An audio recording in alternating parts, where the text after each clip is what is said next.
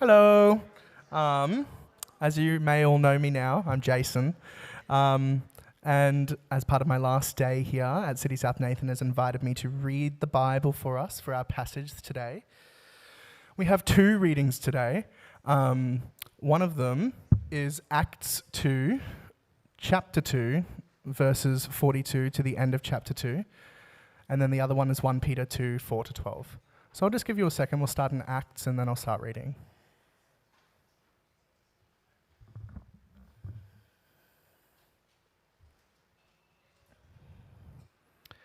Acts 2:42. Okay. Oh, it's right there. Well, okay. No, I don't know. Okay. They devoted themselves to the apostles' teaching and to fellowship, to the breaking of bread and to prayer. Everyone was filled with awe at the many wonders and signs performed by the apostles. All the believers were together and had everything in common. They sold property and possessions to give to anyone who had need. Every day, they continued to meet together in the temple courts. They broke bread in their homes and ate together with glad and sincere hearts, praising God and enjoying the favor of all the people. And the Lord added to their number daily those who were being saved. And then the second one, which I've already forgotten, but it's not on the screen, so...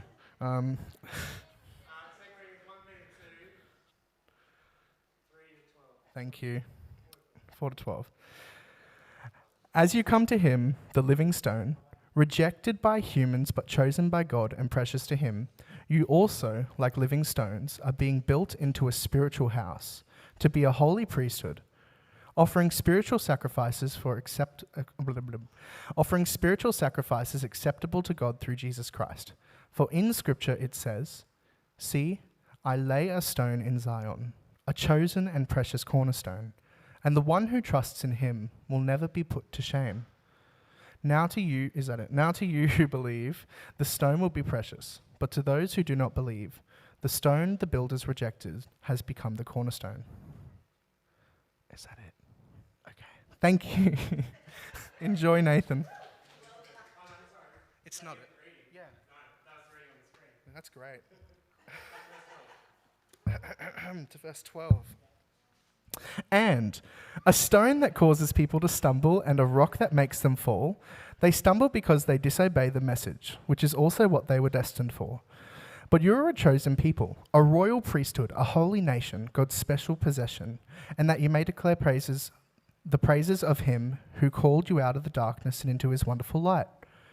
Once you were not a people, but now you are the people of God. Once you had not received mercy, but now you have received mercy. Dear friends, I urge you, as foreigners and exiles, to abstain from sinful desires, which wage war against your soul. Live such good lives among the pagans that, though they accuse you of doing wrong, they may see your good deeds and glorify God on the day he visits us. Finn. You know those people who can only read what's on the auto cue?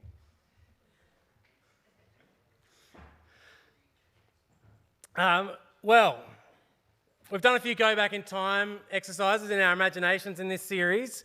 This time I want you to imagine yourself somewhere in some present day places. It should be easier, and it means I'll be able to use photos, not paintings, to help. And so I want you to start by imagining you are in Paris at the airport. You might have been to, I've never been to Paris, but I can imagine an airport, and it shouldn't be hard to imagine an airport because actually all airports look the same. There are certain architectural features like check-in desks, like security, like the arrival and departure boards that are basically the same everywhere. So it looks the same in London or in Brisbane. There's just more people in Europe. And it's the same with train stations. All train stations look the same. So Paris looks like London except for the bears, which looks like Sydney. And it's true too of supermarkets. So the supermarket shelves in France look the same as they do in England, look the same as they do in Australia. In a global market, you'll even find the same brands everywhere you go, or not find them during a pandemic. And then there's the Swedish Embassy IKEA, which looks the same in Stockholm, in London, and in Brisbane. And all these places look the same. They're all designed to look the same. They all have an architecture. And I wonder if you've ever thought about the architecture of these spaces as you move through them as people with bodies who are shaped by images and your desires and by life in space and time. Whether you've thought about the design at the places where we go to go somewhere else, those transient places like airports and train stations, and how it's an absolute feature that they all are familiar so that you can navigate that system. Or how the places we go to consume, to buy, they all look the same too. And if you haven't thought about the architecture of these spaces, well, the thing is, others have, very deliberately. What about, have you thought about the shopping centre like Garden City? This is actually a picture of the first ever shopping centre. It was a mall, because it's in America. It's created by the architect Victor Gruen as somewhere people would go to lose themselves in the bright lights and the indoor gardens and the fountains and the mazy design that had a pattern that would kind of steer your feet. You would lose yourself in the shopping centre so that you might find yourself through buying things. And that exact moment that you lose yourself and start buying things you weren't planning to, that you didn't really want, that moment is called the Gruen Transfer, or the Gruen effect. It's where the TV show gets its name. It's where we reach what's called scripted disorientation, where you've lost yourself, but you're following someone else's script. This is the kind of thinking that means every space we enter has been scripted, has been shaped to do something to us. Think about the layout of the supermarket. You might have noticed that when you go to the shops just to buy milk, the milk is at the back of the shop, not the front of the shop, and it's there so you have to walk through the biscuit or chocolate aisles to get to the milk. So that on your way to get the milk, you get something nice to go with it. You might get some Milo or some chocolate or a biscuit to dunk if you want to do the Tim Tam Slam. But everything is architectured to shape your behaviour, to maximise profits for the people running the space. Even where things are put on the shelves and what's at eye level is calculated to make you spend more. Now, IKEA, we had on the screen before, IKEA is built as a maze. Deliberately. They are the masters of this sort of scripted disorientation. You have to walk through a showroom maze where you see all the products laid out and can imagine them in your house, or imagine your house looking like their little showrooms. But then you walk downstairs through the buying maze, where they put cheap things at the start and expensive things at the end, and they want you to impulse buy all the things you've seen upstairs till you get to what you want and to the checkouts. This is choice architecture. It's a deliberate shaping of consumer habitats to shape our consumer habits so that we'll buy more. And the philosopher, a guy named Matthew Crawford, wrote a book called The World Beyond Your Head, where he shows how spaces like this are shaped to sell us stuff by grabbing our attention, by bombarding us. And he tells two stories from the modern world that I think is worth having in our heads as we think about how we live in space and the spaces we make. He tells two stories in his book. One's from Korea, which is kind of in the future for us technology-wise. In Korea, some buses come equipped with flavour radios. Are these things that pump out the smell of Dunkin' Donuts into the bus as a Dunkin' Donuts ad plays over the speaker as the bus pulls up outside Dunkin' Donuts. That is scripted disorientation or reorientation. It is sensual, it is image-based, it is appealing to our senses, and it is locating us in the place that we might go to fulfill those desires. It's kind of sinister, but clever. It's one of the reasons I want to have bread makers making the bread for communion in church, but not for sinister reasons. We'll unpack a bit more of that in a little while. He talks too about airports. And these pictures are pictures from the website that sells advertising space at the Brisbane airport, where you can buy advertising space just about anywhere. Every space is covered with advertising, even the security trays. You can put an ad for your company in the security tray so every passenger interacts with it on their way through the process. Scripted disorientation. Your attention is demanded at every turn by people selling things, unless in the airport, unless you pay for silence in the corporate lounge. It's the one place you go where you are not being bombarded, where your attention is not being demanded from you by noisy advertisements, whether they're on moving screens or pumped through the air through sound waves. And he says, Crawford, the lounges are where the people who create these habitats go. The people who make money by selling us stuff know how important their attention is, so they pay for silence. They pay for the ability to pay attention, for their silence, for their attention to be free from distractions, so they can come up with things like scent radios, flavour radios. Crawford reckons our attention is actually our most valuable commodity as people. He thinks it's like air and water, and we should approach attention like we approach air and water in the commons, as things that all people are entitled to. And that the overtaking of public space with advertising and noise is quite diabolical. And so he suggests we should create an attentional commons. We should see public space as common space for the common good and fight to cut out advertising noise so that we're able to pay attention and not be scripted and disoriented, not just in shops, but in public spaces, on buses, in airports. He makes a distinction in his book between nudges, which are made famous by this book called Nudge by some behavioural economists, and jigs.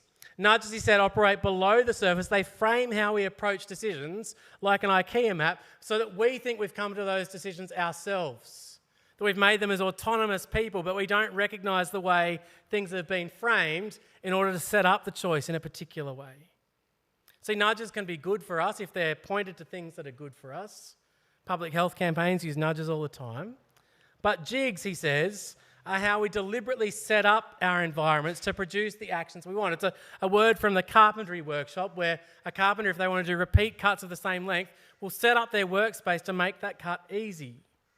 And he says not only carpenters who do this, chefs in kitchens do this with their kitchen layout. They set up their habitat to create the habits that they want, the habits for flourishing work in those spaces without having to think, so they just become automatic. And he says this is actually how character works. Repeated automatic habits that shape us as the people we want to be. And so to deliberately create jigs in our lives, things that make repeated habits possible and almost necessary, that's actually a path to forming character. It says the word character in the Greek originally, it meant stamp. It's something that comes when you get things stamped on you over and over again and are built into that sort of shape. And so if we want to build character, if we want to become disciples, people who are disciplined into a way of life, we might have to choose to shape our habitats in ways that produce the habits that we desire. Because ultimately, as we've seen through this series, we are our bodies. We are not just brains on a stick. We are our desires, and we learn our desires through what we interact with. And we are matter in space, which means that space actually matters.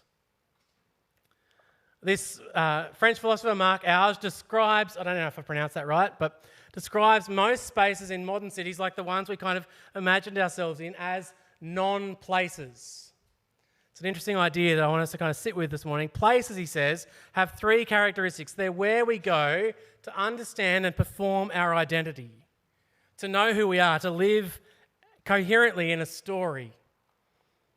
He says they're places we go to relate to others, to a community, and to be connected to history, to a shared past and a shared story. And architects of places deliberately structured them so people can act according to these characteristics. We imagined ourselves in a church or in a medieval village square a few weeks ago. Churches in medieval villages were places like this. People had thought about the architecture. They were cross-shaped buildings with a steeple reaching up to heaven, and the churches would host festivals and saint days and Sunday services and services during the week, and inside there'd be a pulpit where a story was preached, where the Bible was read, and there'd be stained glass windows and art surrounding you, telling stories, and you'd receive communion with your community, while the graves of dead people from your church community and your village would be just outside, giving you a connection beyond yourself. And to go to church, to enter that space with those people, meant participating in that place, in that story, with people living and dead, to be drawn into that history. It wasn't just to create roots, but to grow from roots created by others. And there's something really cool that I just want to acknowledge for us City South folks about the relationship our Church of Christ family have with this space. And the privilege we have that we might grow together as we share this space and as we cultivate life in it together. That's something we need to keep thinking about. Now, church spaces, they were once at the centre of city life, in the central business district, in the public square. Well, now the buildings are still there. We've got Ann Street Presbyterian Church just on this block. Ann Street Church of Christ is somewhere near that, is that right? Somewhere in the city? They're still there.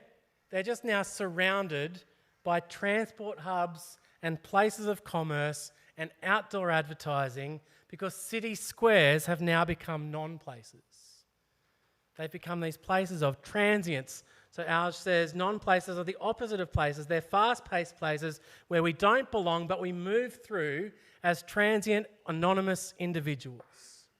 We don't go there to be known or to know ourselves. They're the roads and supermarkets and airports that we enter, not as individuals who have a story, but as driver or consumer or passenger.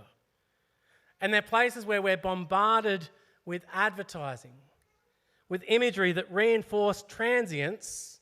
It's always about where you might go to from there or how you might change who you are through consuming. And this imagery replaces imagery that points us to the transcendent. Non-places are geared towards the transient, and Alge reckons as a result they're inherently narcissistic. They teach us that we are individuals who need our desires to be satisfied, and these images are the path to satisfaction. And he says this really interesting thing. He says non-places leave us simultaneously always and never at home. And this is the nature of life, he says, in the modern world, because non-places are everywhere.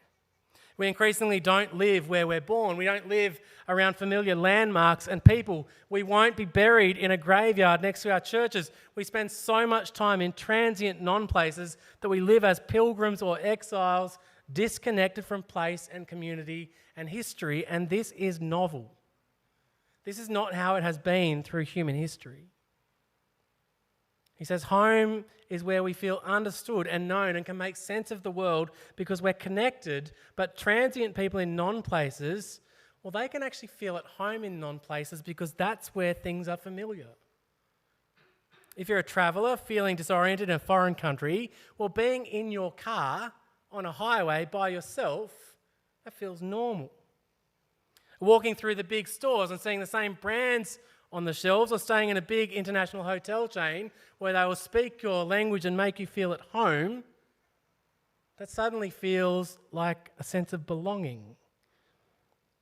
Walking through these big stores, the IKEAs, staying in familiar hotel chains, or shopping and seeing the brands you know, it can feel like a relief. Those can be your landmarks in a world where you're not living by places that give your life meaning. They can give you a sense of connection.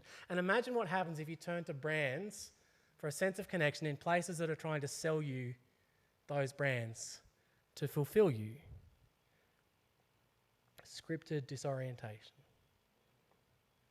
Victor Gruen's original plan, his original vision for shopping centres was actually, it was a response to non-places.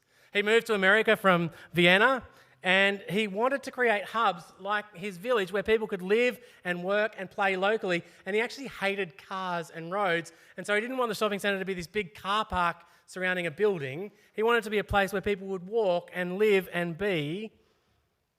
He called roads avenues of horror.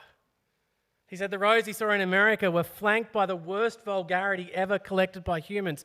Billboards, hotels, petrol stations, exactly the transient non-places that Al was talking about. And when his vision wasn't realised, when shopping centres became giant car parks and places where people would drive, he moved back to Vienna, where a brand new shopping centre was being built, and he said he wasn't intending to create a giant shopping machine, but that's what he'd built, and he was devastated. He said he invented the mall, trying to make America more like Vienna, and now he's ended up making Vienna more like America. And he hoped all shopping malls would end up neglected, abandoned, and forgotten. He wanted the end of the shopping centre, and I think it's fair to say that hasn't happened. Shopping centres are everywhere. And as churches have moved to the margins, we have shopping centres. And the theologian Jamie Smith, he points out shopping centres function as temples in the modern world. They offer visions of the good life. They offer spaces that you go to experience, or transience rather than transcendence, but maybe it's the closest we get. And they have routines and liturgies that you go through as you enter the space, and they have priestly salespeople offering to mediate between you and your gods. And he says this isn't just an analogy, it's a real thing. They form people. And I want to throw just one other sort of modern physical space into the mix, another modern temple to the gods of fortune, the casino. See, casinos are designed to disorient and worse. And Natasha Dalshall, she wrote this book about modern gambling called Designed to Addict. And she says in the past, commonplaces designed to build community, communitas, it's the Latin word just for community practices, rhythms and practices, they used to be wide and open and well lit to facilitate people gathering together. But casinos are designed with low ceilings and maze-like layouts that direct your gaze and your body to the gambling machines. They are designed to keep you anonymous and disconnected. They're lit in certain ways. They have no clocks so that you will be disoriented. It's scripted disorientation. Or rather, that you will be oriented towards the machines. It's very deliberate. She quotes this Vegas heavyweight Bill Friedman, who wrote a book called Designing Casinos to Dominate the Competition. It's become something of a textbook in the industry, apparently, where Bill proudly describes the purpose of the maze. He's the guy who came up with it, as being to confuse and confound, to get people lost so they'll give themselves to the machines in this labyrinth. He says, if a visitor has a propensity to gamble, the maze layout will evoke it. It will draw that out of us. And I think this sort of manipulation should make us angry. But it's the same strategy that drives IKEA. And so maybe that should make us angry too, except their maze gets you to buy Scandi furniture and homewares. There's actually a new strategy in casino design, competing with Friedman's design, where rooms are open and well lit and beautiful. One pioneered by this guy named Roger Thomas, who sees himself not as an architect, but as an evocatect. He wants to evoke a sense of delight and excitement from his spaces, because he says in his experience, people take on the characteristics of a room. Our habitats do shape our habits and how we see ourselves, in part by evoking our desires. And I'm not sure, but I suspect this more popular design strategy, it's more popular because it turns out it makes more money, that this is what we'll see in our new lifestyle precinct on the Brisbane River. The super casino built on our river will look like heaven on earth, but will be designed to pull people towards those pokie machines. While the pokie room at your local club will probably look more like Friedman's design because it's cheaper, and it will pull people towards those machines. And what they will have in common is that the architecture is designed to take your money. And not just the architecture, the machines themselves, they are designed to disorient and addict and destroy. Natasha Shaw describes how designers adapt their machines to fit the player, to make more money as they create gamblers who'll play to extinction. What a phrase. This means playing till they run out of money, but it actually is something more sinister in terms of the psychology of the machines. They're designed to keep people on the machine till they absolutely can't stay any longer, till they have to leave because they've either run out of money or they've run out of time, or they're like those video gamers who play so long at their keyboards they die. Casinos install defibrillators. They're one of the first venues in the States to do that, and the security team monitor people having heart attacks on the machines. But the machines are calibrated to needs and longings and the pleasure receptors in our brains. They're designed to pull people out of space and time, out of their bodies, and gambling addicts in this book describe entering a zone where any sense of existence outside the machine disappears. And this sort of manipulation of the vulnerable should make us angry. Only these same addiction mechanics are being used in our digital devices.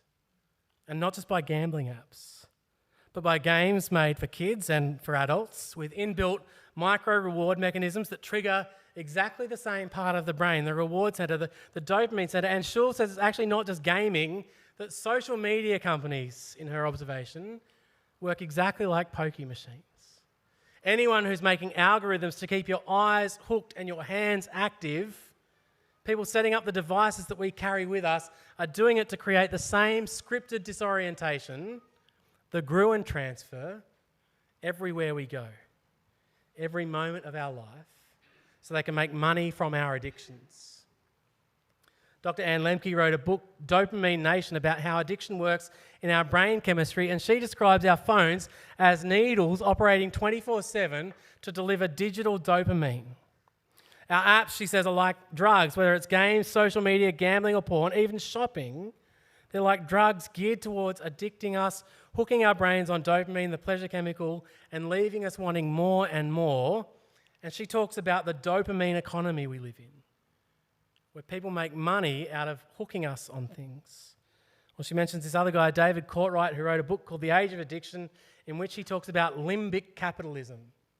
The limbic area of your brain is where dopamine works, and he says the system we live in is built and propped up by government and industry and the technology we use to capitalise from chemically hooking our brains, our limbic system, through those dopamine hits by stimulating us in targeted ways geared towards excessive consumption and addiction.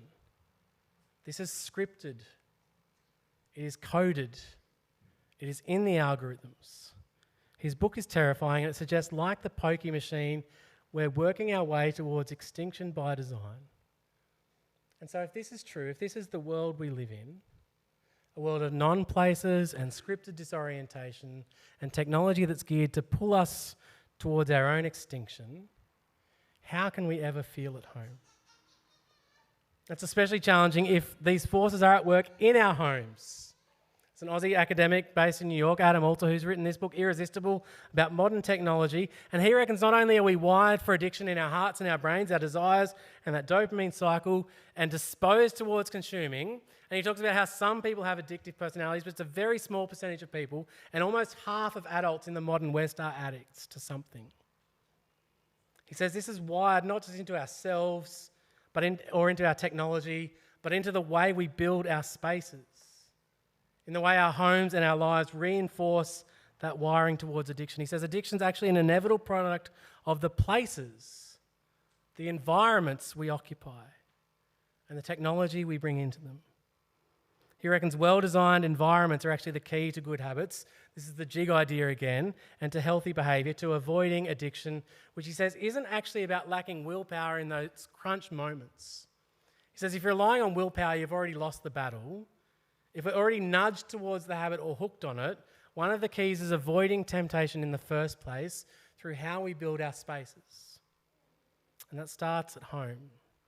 Our habitats shape our habits. We're made to be at home in our bodies and in the places that form us. And it turns out that the more our attention's pulled out of physical places and into digital non-places where we engage as viewers and browsers and users, the more we do that, the more homeless we feel. The evidence is stacking up that digital non-places make us lonely, make us disconnected, make us exiled, and they make us narcissistic, just like the non-place. Online spaces like Amazon and Facebook are like pokie machines designed to pull us in, where our experience is shaped by algorithms so that we're scripted to adapt the machine to us, while our dopamine-hungry brains crave bigger hits. It's a brave new world that we live in.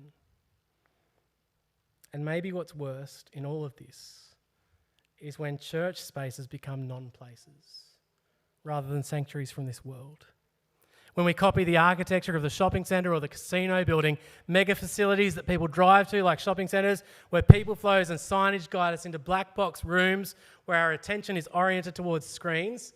And anyone from City South might recognise this space. But just notice how these churches all end up looking the same. Even the Presbyterian ones. Like places, non-places built for transience rather than transcendence. See, some of us met in buildings like this in West End at City South. One was a theatre and one was a church space set up to be like a theatre. And can you see how these habitats might subtly set us up to think about church as a product or as entertainment, where our attention has to be grabbed and directed towards our desires, like at a casino, or we'll leave unsatisfied, where familiarity creates the illusion of belonging. We see things that we see in other church spaces so we feel at home, rather than us cultivating connection through how we meet in the space as a community shaped by the story of the gospel. In spaces, places that we inhabit with the people around us as we commune with those whose faces we see because the lights aren't off. We see their faces as God works in us through his word. We can see his word without using a screen because it's not dark. We can see God's Spirit in action in his people. See, the Bible doesn't set us up to live in non-places, but to live and interact as creatures in the created world. And even to make places in it as images of the God who creates place. Part of being made in the image of God is to make habitats for life that prime us to engage in character-building habits. And so in the beginning, God places Adam in a garden. It's a place. He places him there with fruit trees that are beautiful and good to eat, that he's to eat from. And that eating, that would be a habit that would teach him about God's love, his provision, his hospitality. The pleasure of seeing and eating that fruit was made to create something in our hearts as those pleasure chemicals kicked in. See, God created dopamine hits. They are meant to do something in us. They are meant to orient our hearts towards him and towards each other so that we could love and enjoy his world in ways that made us more human. And to eat otherwise in the story is to eat to extinction. Our grasping, addictive, narcissistic hearts are the fruit of embracing sinful desire for self-satisfaction. That's how the story goes. Our self-declaration that things that aren't good for us but give us a dopamine hit are good. And so we start chasing those dopamine hits on our terms, not God's. There's an interesting relationship between idolatry and desire and placemaking after Eden. See, Adam is placed in the garden and he's given the space-making jobs of cultivating and keeping, working it and taking care of it. They're the words used for how priests are to maintain the tabernacle and temple as Eden-like spaces where God meets his people. The sanctuary and the altar, these spaces that teach Israel about God, the same way the garden did, but his desire to be present and in relationship, his holiness and his grace and the shape of heaven and earth, and the barrier represented by the curtain that is a picture of exile from Eden and of heaven and earth being pulled apart when God's plan is to bring them together, and his ongoing provision of life and even the smells and the taste of the meat and the fruit and the bread connected to sacrifices and feasts and festivals. They taught Israel its story in place. They're all habitats jigged up to shape Israel's habitual worship, stamping character, stamping the image of God on God's priestly people.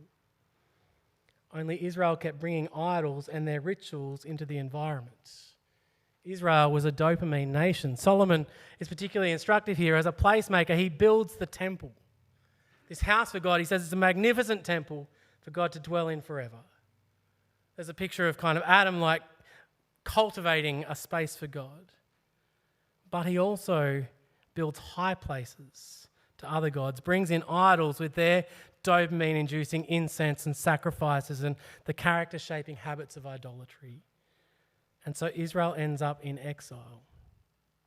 Ultimately in Babylon, with its hanging gardens and its lush places and its massive towers and its idol temples, where the whole environment was scripted, where it was designed to orient you to their gods, just like our casinos and our scent-distributing buses and our smartphones.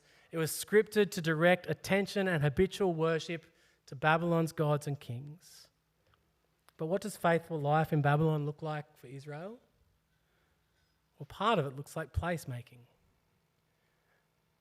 God tells them to build houses and settle down and plant gardens and eat.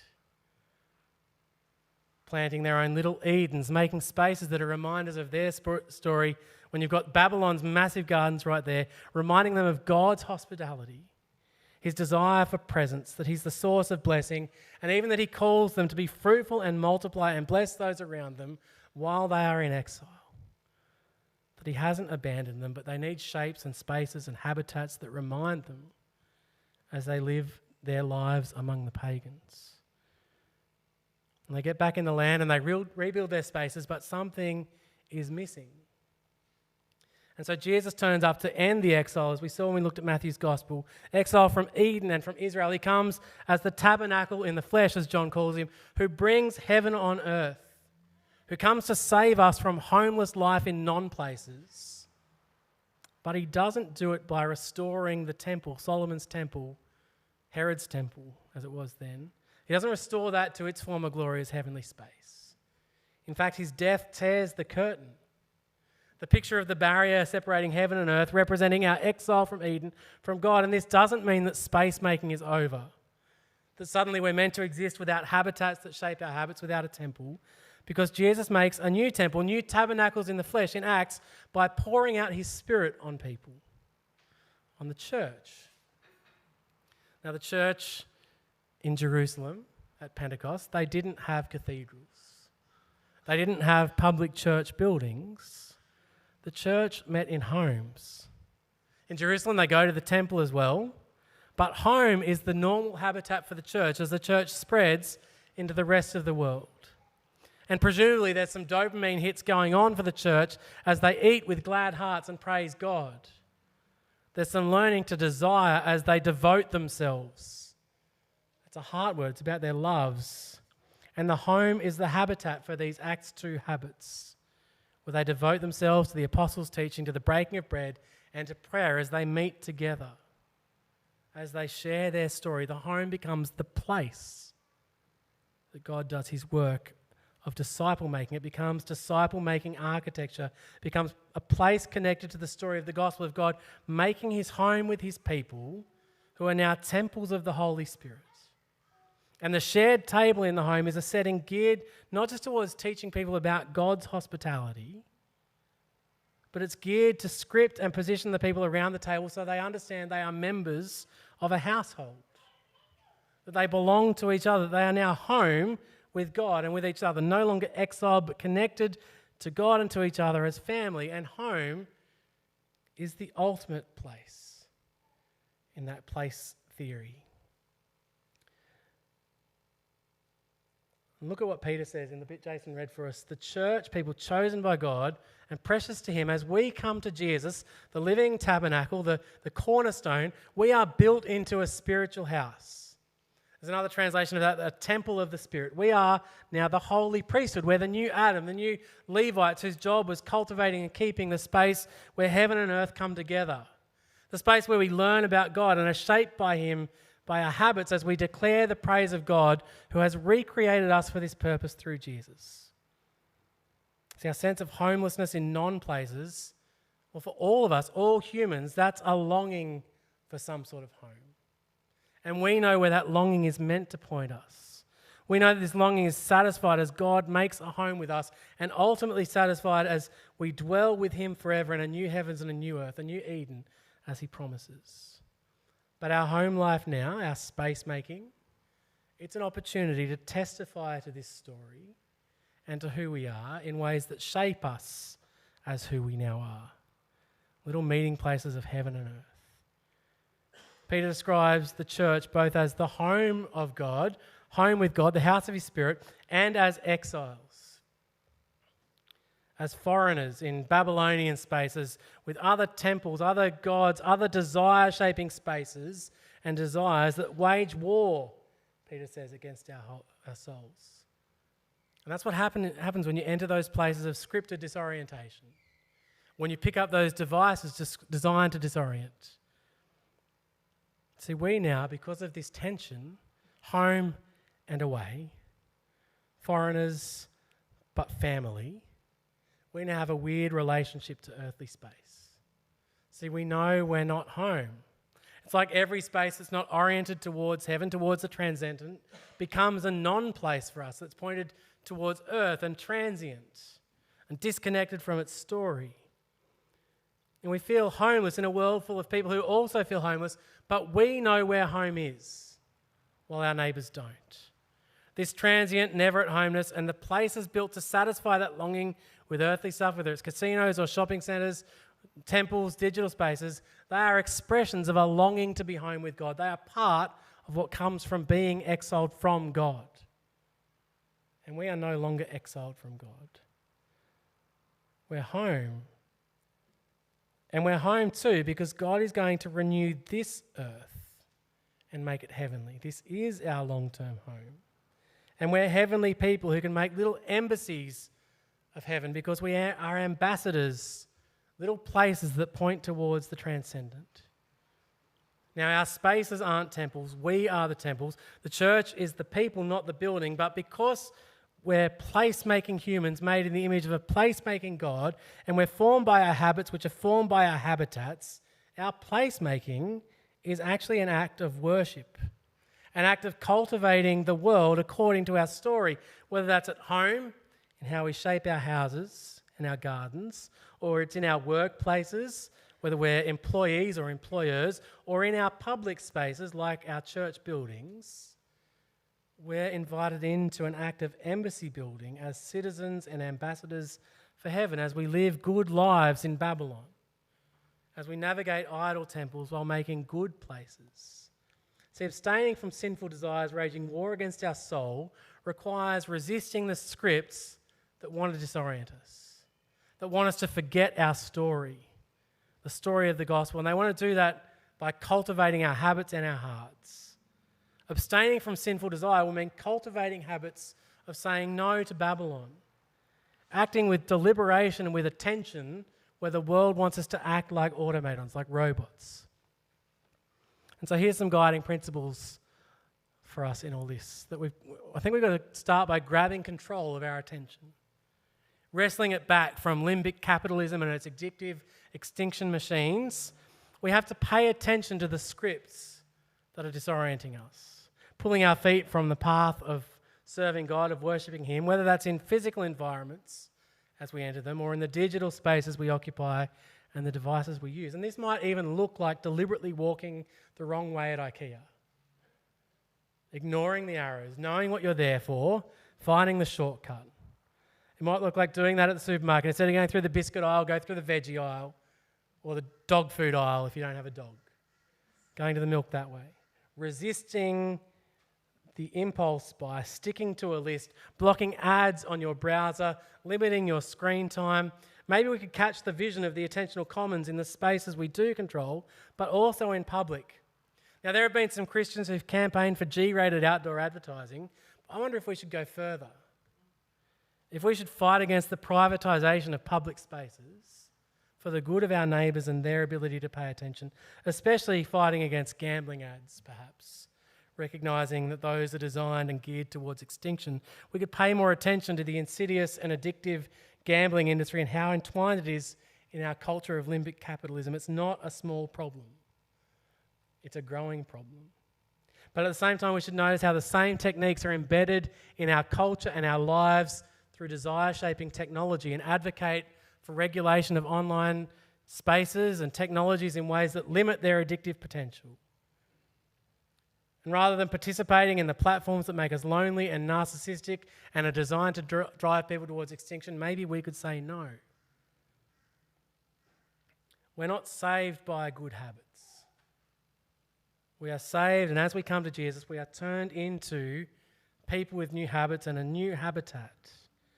We're saved to become disciples who are home with God, saved to devote ourselves, and we are given new hearts by the Spirit, but we're also given new tools to do this and a new story. We're saved to break bread together, to have glad and sincere hearts, to praise God in ways that are recognisably good in a world facing extinction, in our own Babylon. And so we've got to see where we're being nudged and push back accordingly. And one way to do this is also to cultivate our own spaces with jigs that make good habits feel automatic. Whether that means creating a space in your house where your phone is charged that keeps it away from your pocket or your bedroom at night, or working out how to keep good things within reach that prompt you towards the transcendent, whether that's art on your wall or photos on your fridge that prompt you to pray for others, or physical copies of the Bible close to hand, or a picture on your home screen or your Bible app being in the shortcut bar on your phone, so you've deliberately got to scroll past it to get to your distractions, we have to consider the architecture of our lives, our houses, our lives. One of my biggest regrets in the design of our house is the way we've oriented our couch towards the TV. There aren't many other ways we can set up our space, but that fuels my gaming addiction, and it makes screens our default as we sit on the couch together. And there are implications here too for how we create and use public spaces like this building. Church buildings shouldn't be non-places. They shouldn't be designed to disorient. They shouldn't be temples to consumption that are just another form of limbic capitalism. And it's tricky because often those temples, the Westfields, like the Hanging Gardens, they're trying to imitate Eden. And so sometimes when we're trying to do good, we're planting gardens, we're creating places where there's dopamine hits directed towards God. It might look the same. This will require wisdom and discernment and avoiding designs that nudge and manipulate and push us towards extinction so that we can cultivate spaces that teach us about God and evoke our sense of his goodness. Encountering God through our bodies together in ways that give us dopamine hits that are humanizing rather than addictive and destruction. And whatever the future looks like for this building, or a space for our communities, whether together or apart, we should resist creating places without stories and without connection to history and to people living and dead. And we should create places where community happens, places where we don't experience scripted disorientation, but scriptured orientation. That was for you, Malcolm. Yeah, that was for you, Malcolm. Scriptured orientation, where we point our hearts towards God together, praising him through worship, through embodied life together in space and time. And this might include us appreciating the art on the walls downstairs as a picture of faithfulness of a previous generation. And it might also include us collaborating on new art, the generation of beauty, activities that bring life to this space through the humans we see enter our doors. It might involve us resisting a tendency towards transient nomad life or being travellers and instead seeking to put down roots in space and time, but with our eyes looking toward our eternal home as we grow like a tree towards there. And this might involve us cultivating hospitality and habits and pictures of life and generosity that flow from here, from this place, like with Food Pantry, like with lunch together, in ways that celebrate God's presence with us, that we are temples of his Spirit, that we are people who have experienced his hospitality and his provision, but look forward to his heavenly hospitality in the new Eden. Let's pray.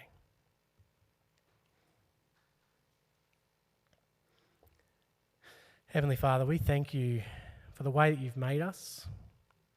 We thank you that you've made us to enjoy the good things that you've made, that we have not just senses, but that our brains are wired to respond to goodness. And Lord, we know that that part of our brains can often lead us into destruction, into grasping and consumption and not caring about others, but just selfish, narcissistic pleasure seeking.